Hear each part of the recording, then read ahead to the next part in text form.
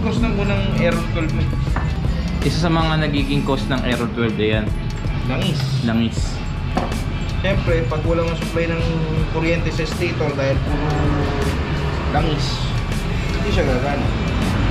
Bale, dito rin pala ako nakapagpaayos ng error 12 kay Boss Mar.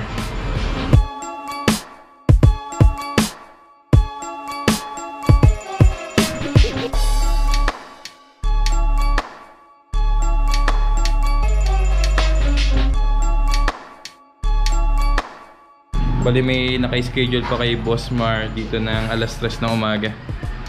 Grabe, madaling araw talaga. Zombie tayo. Mag-open naman ito si Boss Mark eh. Mamaya ka lang. Pero bihira yung shop na ganito, Boss Mark eh, no? Yung mga ganito. Oras bukas pa. Talaga namin mga rider. Kasi karamihan ng mga shop hanggang alas 5 lang eh. 5 PM. Pinakamatagal na siguro mga 7 PM. Nakaayaw namin yung yung dating yung customer. Mas okay na sa amin naka-schedule. Okay. Kaya mas maganda talaga pag may contact talaga sa inyo, Boss Mar, no? Hindi, parang natututukan din ang motor. Kung ito naka-schedule, kaya lang medyo napatagal tayo kasi ang dami. Ano na naman yan? Salamat, Boss Mar, ha? Bali din ako babalik dito.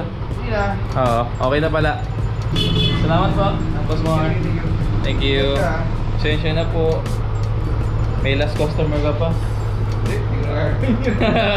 Alauna na, 1:30. Sige po.